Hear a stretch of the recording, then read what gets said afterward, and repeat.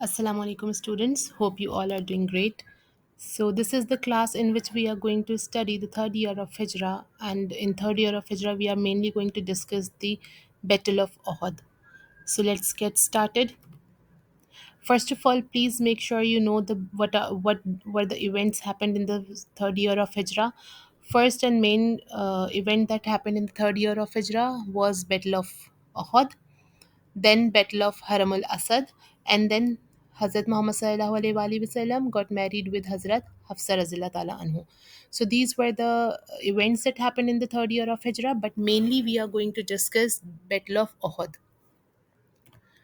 So first of all, Uhud is the mountain range in Medina. We all know it comes in Medina now, but in Prophet Muhammad sallallahu alaihi wasallam's time, it was outside Medina basically. But now, due to the extension of the city, it has become the part of the city basically. So for the mountain range of Uhud, Prophet Muhammad sallallahu alaihi wasallam has said, "This mountain loves us and we love it." Uh, this basically this mountain range holds a great importance in our history, and Prophet Muhammad sallallahu alaihi wasallam said that this mountain loves us and we love it.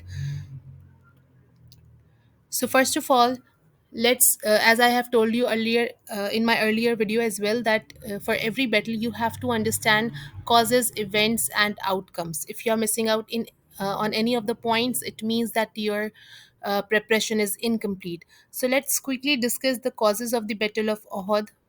As we all know, the first and the major cause of the Battle of Uhud was the revenge of Battle of Badr. In Battle of Badr, Quraysh Muslims defeated the Quraysh, and this time Quraysh were very aggressive to take the revenge of their defeat. Second reason was that they wanted to regain their status in in Arabia, because they thought that if we have lost one time against the Muslims, it means that the Muslims are going to be powerful if they will win this battle as well. So they wanted to regain their prestige, and they wanted to get the revenge of the Battle of Badr. So let's get into the events first. The Battle of Badr happened in the third year of Hijrah in the month of Shawwal, and it happened in the ground in the plain of Uhud. First of all, when Prophet Muhammad sallallahu alaihi wasallam got to know about the planning of the Quraysh, that they are coming with a huge army to attack Medina and the Muslims, so Prophet Muhammad sallallahu alaihi wasallam had a council in Masjid Nabawi. It was his general practice that whenever he thinks that there is a critical situation, so he used to call out the meetings of all of the companions in Masjid Nabawi. So it was his practice. He called all of his companions and for the consultation, that what are we supposed to do now. So some of the companions gave the suggestion that we should fight outside the premises of Medina, and some of them suggested that we should fight inside the city of Medina. We should bring the enemies inside the city of Medina, and then we should face them.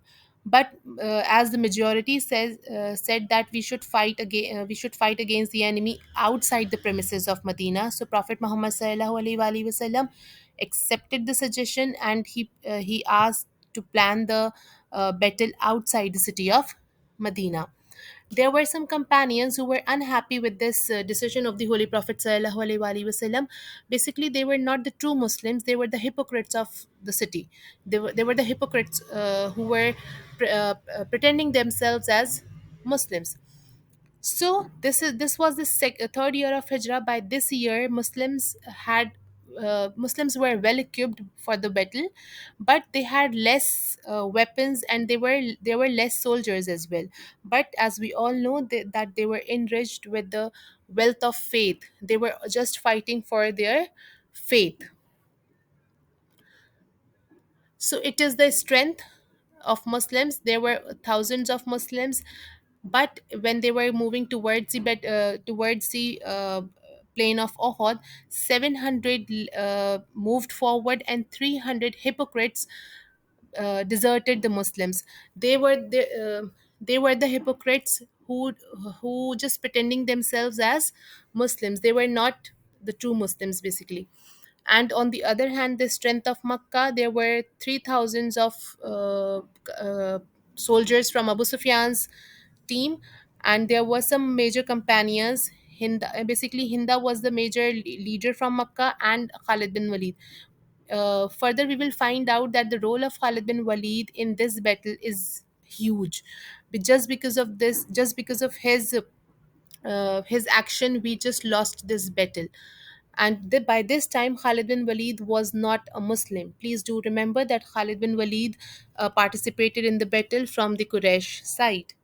He accepted Islam afterwards. Okay, so when the battle started, Prophet Muhammad sallallahu alaihi wasallam did the first task, and it was he appointed 50 of archers on the mount, and he asked them not to leave their places at any cost. Prophet sallallahu alaihi wasallam instructed them that you are not supposed to leave your positions at any cost. If you think that, if you see that the Muslims are losing, even then you are not supposed to leave your places. And if you see that we are winning against the enemies, even then you are not supposed to leave the places until my next order. So it was a very clear instructions from Prophet Muhammad sallallahu alaihi wasallam that these 50 archers are not supposed to leave their positions until the Prophet's next order. So the battle started. As we all know that at that point of time there were some protocols of the battle. So first single combat happened. There were seven individual combats fought by Hazrat Hamza, Hazrat Ali, and Hazrat Zubair. All of the major Quraysh leader were killed. Further, the general battle started. Both the armies faced each other, and soon after some time, the Muslims were becoming dominant. Makkans started running away when when they saw that the Muslims are, they are just winning the battle, so they just tried to run away.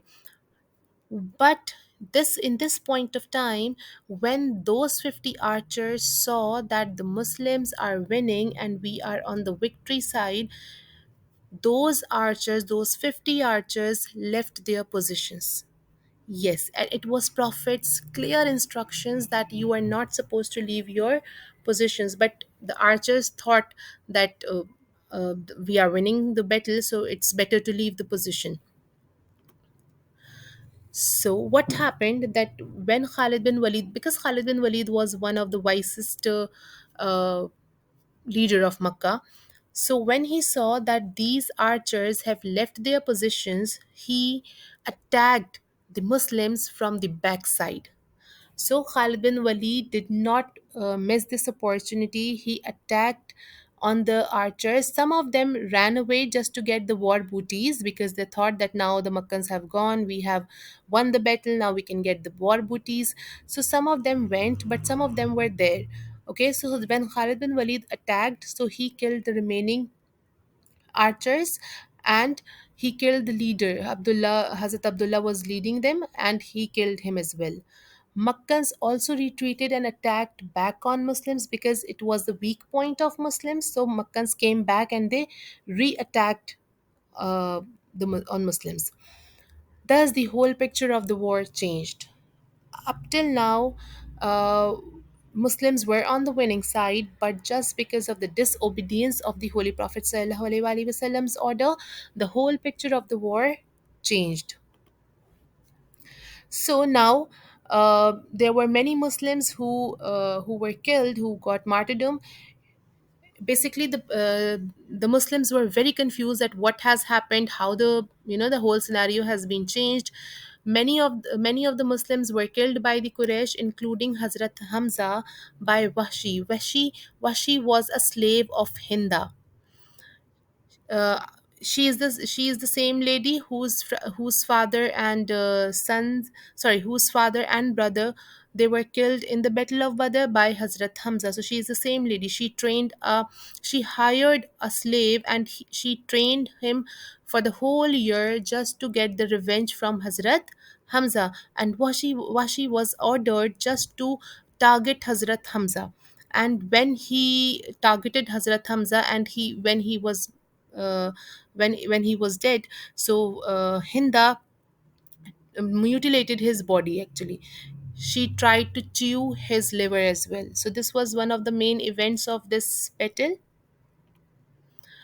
Furthermore, there was a companion, Hazrat Musab, and he used to resemble the Holy Prophet ﷺ to the great extent. And someone targeted Hazrat Musab, and this rumor is spreaded in the battlefield that Prophet Muhammad ﷺ has passed away, and he's no more. This rumor uh, was very depressing for the whole Muslim army, and Muslims lost their hope, motivation, and they dropped their weapons. But after some time, the Muslims got to know that the Prophet Muhammad SAW is alive, but he was badly injured. It is the same battle in which the Holy Prophet SAW lost his tooth, and he became unconscious as well. So, but yes, the Quraysh wanted to assassinate the Holy Prophet ﷺ only.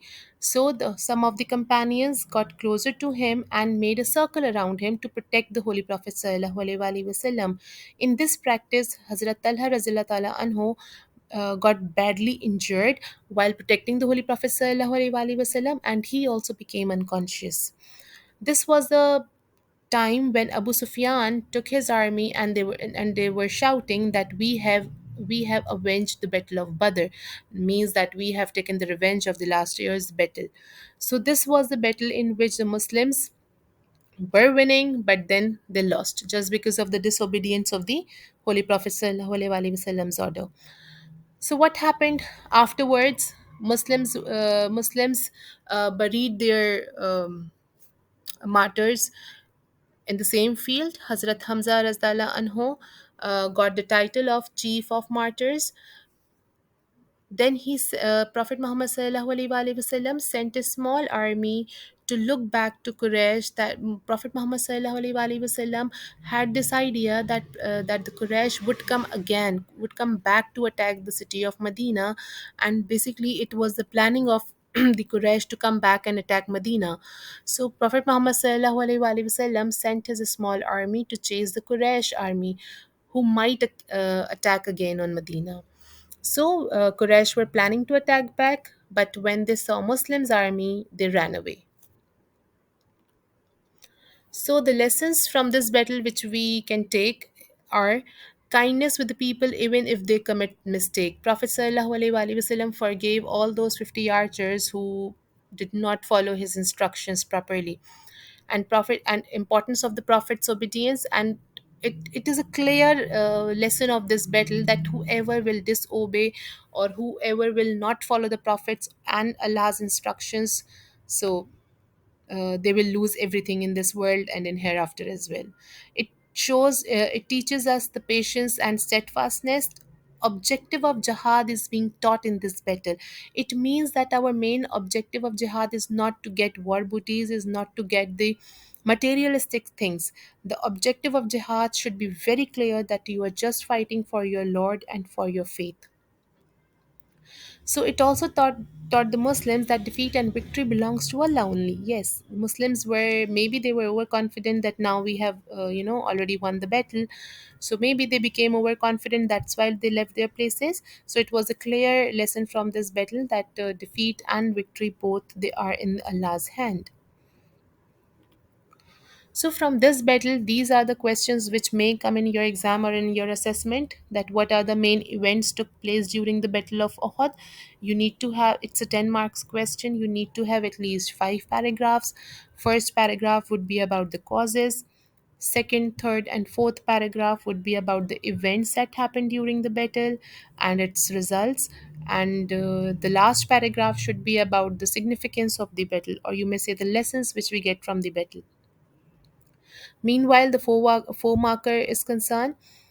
Muslim success depend on the obedience of the Holy Prophet sallallahu alaihi wasallam. Do you agree or disagree? In this, if you agree, so you need to give at least 4 reasons and you need to elaborate it. Or if you disagree, so you need to give any four valid reasons and you need to elaborate it. I hope this video will help you in your assignments. Please read your books, both of the books, to solve these two questions. Thank you.